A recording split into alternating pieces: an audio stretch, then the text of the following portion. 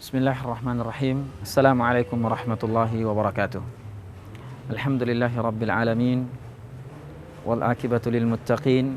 Wala udwana illa ala zalimin. Ashhadu an la ilaha illallah wahdahu la syarika lah. Wa ashhadu anna Muhammadan abduhu wa rasuluh. Allahumma salli wa sallim ala nabiyyina Muhammad wa ala alihi wa ashabihi wa man tabi'ahum bi ihsanin ila yaumiddin wa ba'd. Pemirsa yang dimuliakan oleh Allah Subhanahu wa taala.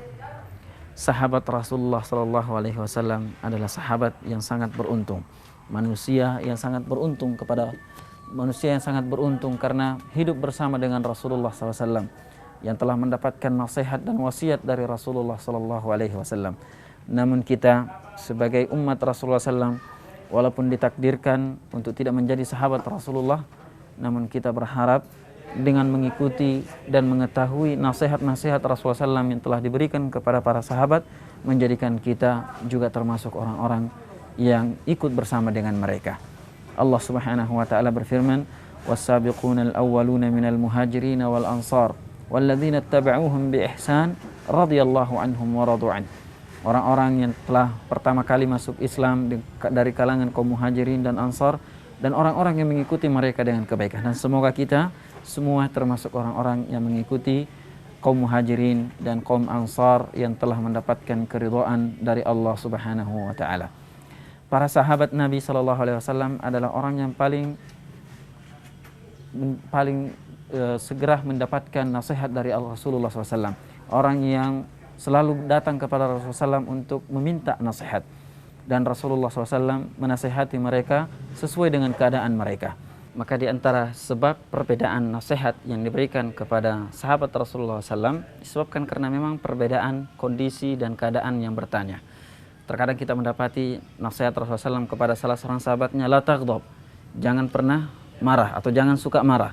Di antara nasihat yang lain, ketika Rasulullah SAW memberikan wasiat kepada salah seorang sahabat yang bertanya, maka beliau mengatakan, as-salatu ala waktiha, amalan yang terbaik yang kau harus lakukan adalah salat tepat pada waktunya.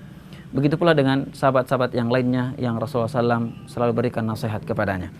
Namun pada kesempatan ini kita akan sebutkan nasihat Rasulullah SAW yang diberikan tanpa sahabat bertanya kepadanya, yang mana Rasulullah SAW sangat paham bahwasanya nasihat ini layak untuk seluruh kaum muslimin dan pantas untuk didapatkan oleh kaum muslimin, walaupun para sahabat belum bertanya atau bahkan tidak menanyakan hal itu, tapi karena Rasulullah SAW mengetahui bahwasanya wasiat ini adalah sangat bermanfaat bagi seluruh kaum muslimin, baik para sahabat ataupun kaum muslimin yang akan datang setelah para sahabat.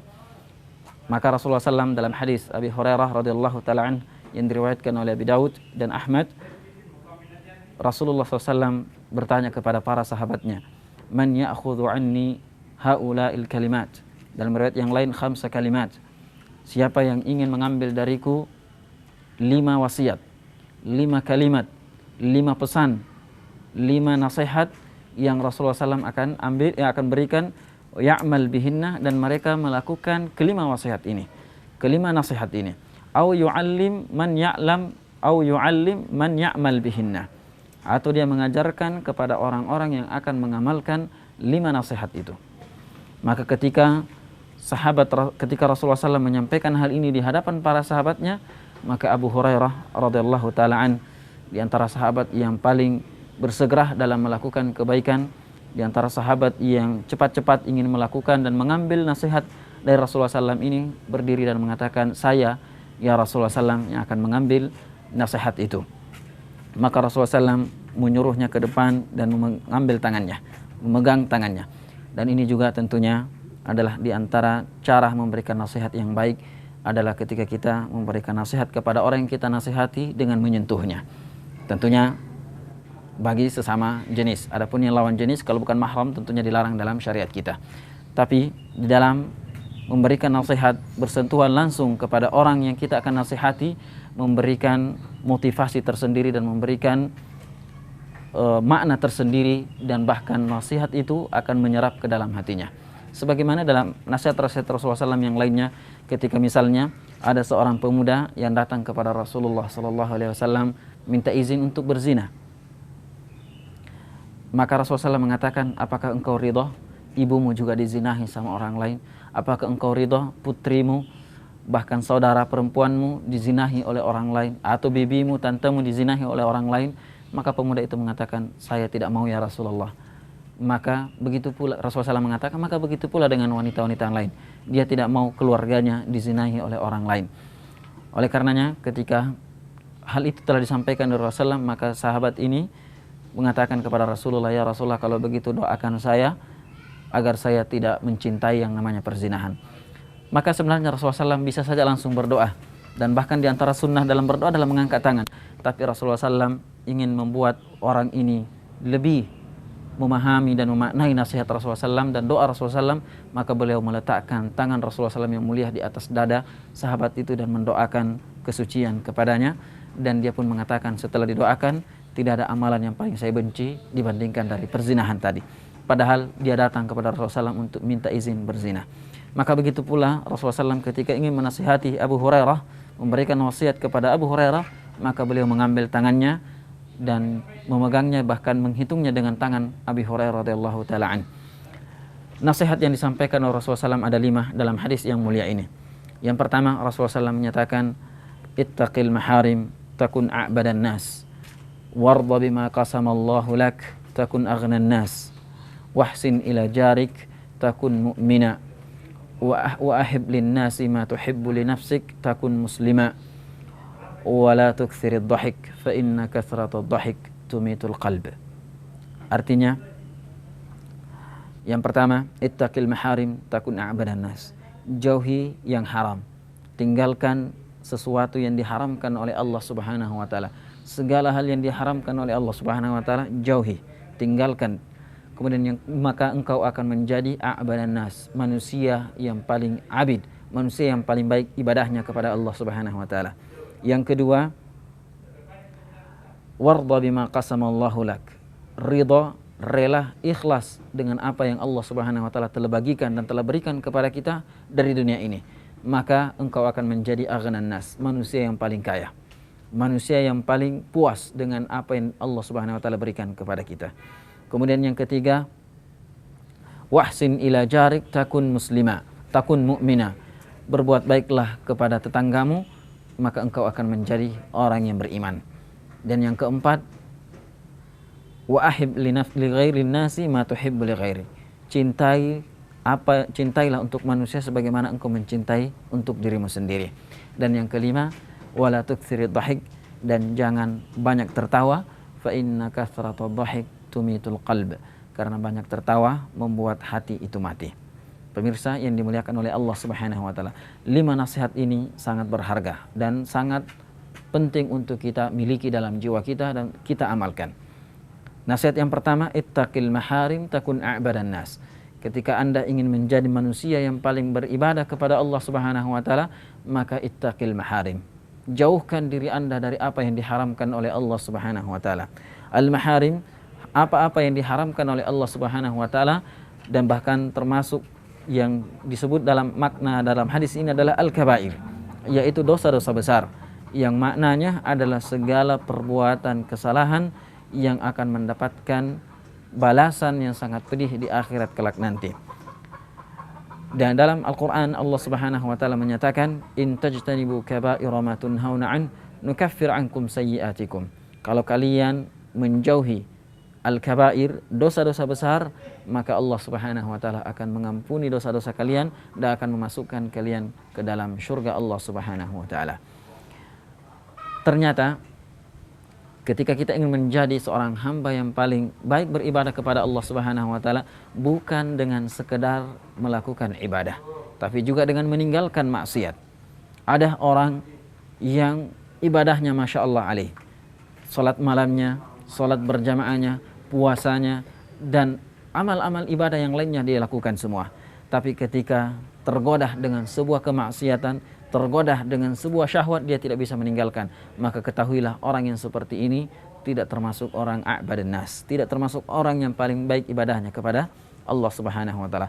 Bahkan dalam sebuah hadis ketika Rasulullah sallallahu alaihi wasallam menjelaskan tentang orang-orang yang datang di hari kiamat dengan amal ibadah yang begitu besar, begitu banyak, tapi faja'alnahu haba'an manthura.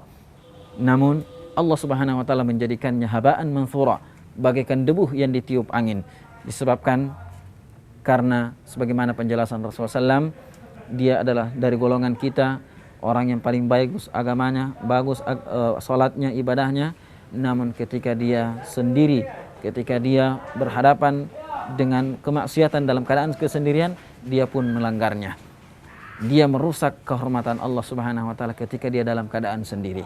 Maka orang yang seperti ini sangat bahaya. Oleh karenanya para ulama kita ketika menjelaskan hadis Rasulullah SAW tentang hadis yang disebutkan oleh Rasulullah SAW bahwasanya ada orang antara dia dengan surga sudah begitu dekat, tapi di akhir hayatnya dia melakukan amal maksiat, amal keburukan, sehingga dia pun masuk ke dalam neraka Allah Subhanahu wa taala. Para ulama menjelaskan hal ini itu terjadi disebabkan karena orang ini mungkin dia melakukan kebiasaan-kebiasaan buruk yang tidak diketahui kecuali dia dan Allah Subhanahu wa taala. Maka Allah Subhanahu wa taala menutup hidupnya dengan su'ul khatimah. Oleh karenanya, ittaqil maharim takun a'badan nas. Imam Al-Jauzi dalam kitab Saidul Khatir juga telah menjelaskan ketika menyebutkan kisah dari Nabi Yusuf alaihissalam ketika digoda oleh seorang wanita yang sangat cantik jelita. Maka kata Imam Al-Jauzi dalam kitabnya bahwasanya disinilah ibadah itu dimunculkan, dan disinilah seseorang disebut sebagai a'badun nas ketika dia mampu membela dirinya untuk tidak terjerumus ke dalam syahwat, bukan dalam salat 2 rakaat, bukan dalam beribadah di tengah malam, tetapi ketika dia mampu menjauhkan dirinya dari bermaksiat kepada Allah Subhanahu wa taala.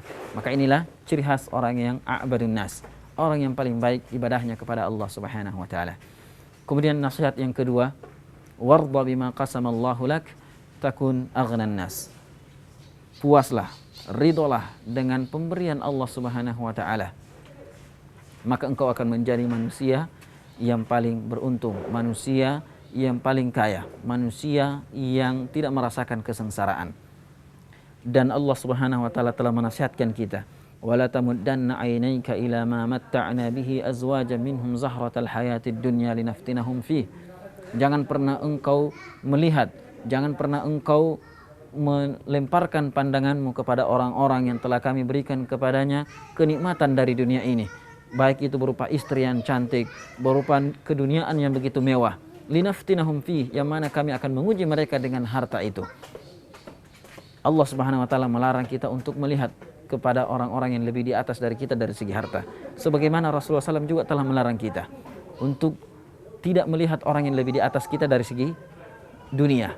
Tapi Allah Subhanahu dan Rasulullah SAW memerintahkan kepada kita untuk melihat kepada yang di bawah kita dari segi dunia. Karena itu ahra, itu lebih memungkinkan kita untuk mensyukuri nikmat Allah Subhanahu wa taala. Ahra alla tajdaru ni'matallahi alaikum. Dan Allah Subhanahu wa taala juga mengingatkan kepada kita bahwasanya Allah Subhanahu wa taala telah membagikan rezeki ini. Nahnu qasamna bainahum ma'isyatahum. Allah Subhanahu wa taala telah membagi-bagikan kehidupan mereka. Ada sebagai seorang pejabat, ada sebagai rakyat biasa dan seterusnya. Allah Subhanahu wa taala telah membagi-bagi kehidupan mereka. Dan Allah Subhanahu wa taala telah mengingatkan kita semua untuk tidak menginginkan dan bercita-cita seperti apa yang telah didapatkan oleh orang lain dalam segi dunia. Wala tatamannu ma faddalallahu bihi ba'dakum 'ala ba'd. Maka seorang wanita tidak boleh bercita-cita ingin menjadi laki-laki. Seorang laki-laki tidak boleh bercita-cita untuk menjadi seorang wanita. Begitu pula dengan yang lainnya dari segi dunia ini. Dan ridolah kepada apa yang telah Allah Subhanahu wa taala berikan kepada kita. Apapun yang Allah berikan kepada kita, itulah yang terbaik. Bahkan apa yang diambil dari Allah Subhanahu wa taala, kita tetap harus memuji dan bersyukur kepadanya. Sebagaimana Urwah bin Zubair, sahabat yang mulia, ketika kakinya harus diamputasi, maka beliau hanya bertahmid dan memuji Allah Subhanahu wa taala dan mengucapkan, ya Allah, segala puji dan segala puji bagimu karena engkau memberikan kepadaku 4 atraf dan engkau hanya mengambil 1. Engkau memberiku 2 tangan dan memberikanku 2 kaki, namun engkau hanya mengambil 1-nya dan tetap memberikan 3 kepadaku. Bukan mengambil 3 dan menetapkan 1. Begitu pula ketika beliau diberitahukan bahwasanya putranya, salah satu dari putranya meninggal dunia karena kena tendangan dari seekor kuda, dan beliau dan anaknya meninggal disebabkan karena musibah itu. maka beliau pun memuji Allah Subhanahu wa taala dan mengatakan bahwasanya, ya Allah, segala puji bagimu karena engkau telah memberikanku 4 putra dan engkau hanya mengambilnya 1 saja. Maka ketika kita ridha terhadap keputusan Allah Subhanahu wa taala, terhadap pembagian Allah Subhanahu wa taala, maka kita akan menjadi aghnan nas, menjadi manusia yang paling bahagia, manusia yang paling kaya, dan manusia yang senang dan tidak pernah sengsara. Pemirsa yang dimuliakan oleh Allah Subhanahu wa taala, wasiat Rasulullah SAW yang ketiga, wa ahsin ila jarik takun mu'mina. Berbuat baiklah kepada tetangga, maka engkau akan menjadi orang yang mukmin. Dari hadis ini bisa kita simpulkan bahwasanya di antara keimanan adalah berbuat baik kepada tetangga kita. Bahkan Jibril alaihissalam sering menasihati Rasulullah SAW dan berwasiat kepada Rasulullah SAW untuk berbuat baik kepada tetangganya. Sampai-sampai Rasulullah SAW mengira keluar tetangga ini akan mendapatkan warisan. Mazala Jibrilu yusini bil jar. Jibril selalu datang mewasiatkan kepadaku untuk berbuat baik kepada tetangga. Sampai-sampai saya mengira bahwasannya tetangga ini akan mendapatkan harta warisan juga. Termasuk di antara sinf, di antara golongan yang akan mendapatkan warisan. Sebagaimana Rasulullah SAW juga telah mencontohkan kepada kita bagaimana beliau berbuat baik kepada tetangganya, baik dia seorang muslim ataupun dia bukan orang muslim. Telah terdapat dalam sejarah dan dalam hadis Rasulullah SAW, sejarah beliau, kisah beliau, bagaimana beliau berbuat baik kepada tetangganya seorang Yahudi yang gulam, yang bahkan dengan izin Allah Subhanahu wa taala pemuda ini masuk Islam di akhir hayatnya melalui dari kebaikan-kebaikan Rasulullah SAW. Bahkan Rasulullah SAW pernah memanggil seorang Yahudi, seorang penjahit, datang ke rumah Rasulullah SAW untuk memakan dari makanan yang Rasulullah SAW siapkan atau Rasulullah SAW buatkan untuk dia. Dan Rasulullah SAW telah mewanti-wanti kita di dalam berbuat baik kepada tetangga kita. Rasulullah SAW sampai bersumpah, wallahi la yu'min, wallahi la yu'min, wallahi la yu'min. Demi Allah, tidaklah beriman, tidaklah beriman, dan tidaklah beriman. Seterusnya sampai Rasulullah SAW 3 kali menyebutkan sumpahnya, dan sahabat mengatakan, siapa itu ya Rasulullah? Dan Rasulullah SAW mengatakan, man la ya'manu jaruhu bawa'iqah, yaitu yang mana tetangganya tidak pernah merasa tenang dari gangguan tetangganya. Tetangganya tidak pernah merasa tenang dari gangguan orang ini. Walaupun dia adalah orang yang banyak melakukan amal saleh, banyak melakukan ibadah, banyak melakukan perbuatan kebaikan, tapi sesama tetangganya dia sangat buruk. Dia tidak pernah melakukan kebaikan kepada tetangganya, bahkan selalu menyakiti tetangganya. Maka orang yang seperti ini, kata Rasulullah SAW, setelah bersumpah, dia tidak termasuk orang yang beriman. Artinya, walaupun dia memiliki banyak amal soleh, tetapi karena dia telah mengganggu ketenangan tetangganya, maka dia berhak dan pantas untuk masuk neraka. Sebagaimana disebutkan bahwasanya ada seorang wanita yang salehah, yang banyak melakukan ibadah, banyak melakukan amal saleh, banyak melakukan kebaikan, tetapi dia memiliki lisan yang tajam, memiliki lidah yang tajam yang membuat tetangganya sakit hati dan sakit disebabkan karena kata-kata yang keluar dari lidahnya. Maka kata Rasulullah SAW, wanita itu finnar, wanita itu berada di dalam neraka Allah Subhanahu wa taala. Dalam riwayat yang lain bahwasanya Rasulullah SAW bersabda, tidak beriman dan tidak beriman orang yang tidur dalam keadaan kenyang sementara tetangganya tidur dalam keadaan lapar. Bahkan Rasulullah SAW menceritakan kepada kita atau memberikan solusi kepada kita, menganjurkan kepada kita ketika memasak hendaknya memperbanyak airnya dan dibagikan kepada tetangga kita. Dan Rasulullah SAW telah mencontohkan hal ini, dan juga para sahabat telah mencontohkan bagaimana mereka berbuat baik kepada tetangga.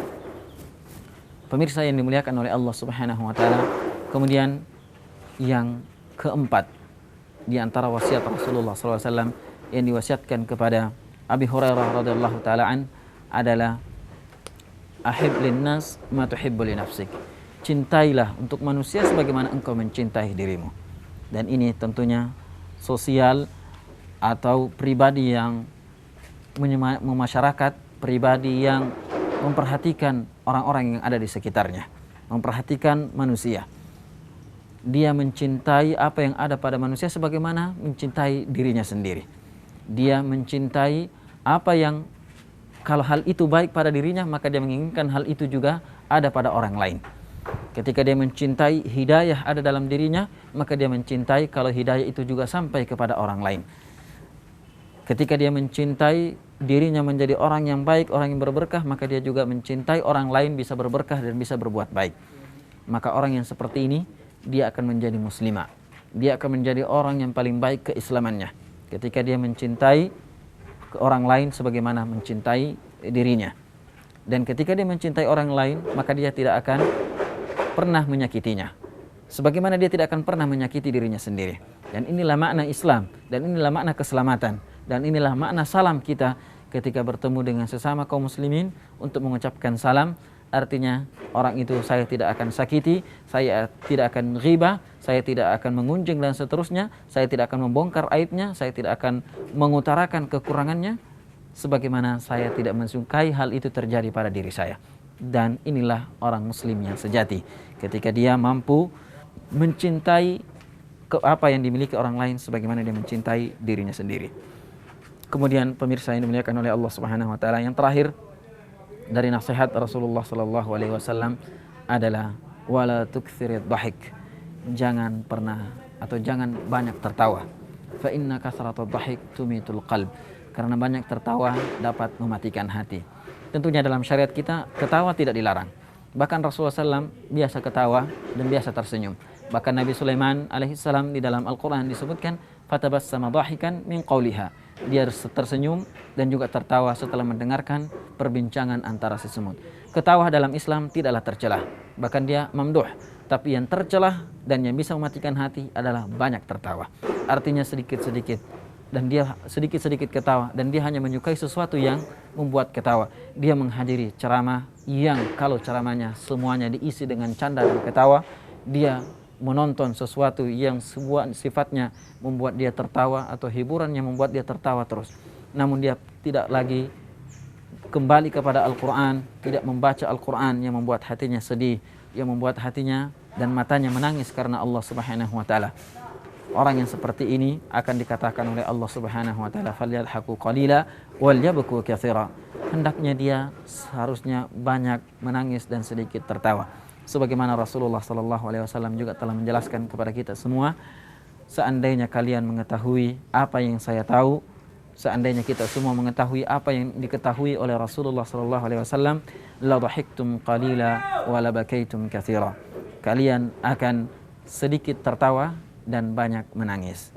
Oleh karenanya, memang tertawa tidaklah dilarang, tapi banyak tertawa mampu mematikan hati, dan kalau hati yang mati, kita tidak lagi mengenal mana yang mungkar dan mana yang ma'ruf. Oleh karenanya, 5 wasiat ini perlu untuk kita jaga dan kita amalkan, dan kita ajarkan kepada orang-orang untuk bisa juga mengamalkannya. Kami ulangi secara singkat dari 5 wasiat ini, dan semoga kita semuanya mampu melakukan kelima wasiat dari Rasulullah sallallahu alaihi wasallam. Yang pertama, ittaqil maharim takun a'badan nas. Jauhi maksiat, jauhi hal-hal yang diharamkan oleh Allah Subhanahu wa taala, maka insyaallah engkau akan menjadi manusia yang paling baik ibadahnya.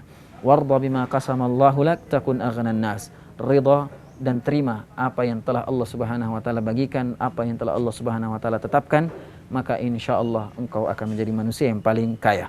Dan yang ketiga, wa ahsin ila jarik takun mu'mina. Berbuat baiklah kepada tetangga, insyaallah engkau akan menjadi orang yang paling bagus imannya. Dan yang keempat, wahib balin nasi ma tuhibbu li nafsik takun muslima. Cintailah apa yang ada dalam diri manusia sebagaimana engkau mencintai dirimu sendiri, maka insyaallah engkau akan menjadi manusia yang paling baik keislamannya. Dan yang kelima adalah wala tuksirid dhahik. Jangan banyak tertawa, karena banyak tertawa membuat hati mati. Dan kalau sudah hati yang mati, tidak ada kebaikan dalamnya. Idza salahal qalb salahal jasadu kullu. Kalau hati ini baik, maka jasad yang lainnya akan mati. Semoga ada manfaatnya dan semoga kita semua bisa melakukan kelima wasiat ini. Subhanakallahumma bihamdik asyhadu an la ilaha illa ant astaghfiruka wa atubu ilaik wa akhiru da'wana alhamdulillahi rabbil alamin wa sallallahu ala nabiyyina Muhammad wa ala alihi wa sahbihi wa sallam. Wassalamu alaikum warahmatullahi wabarakatuh.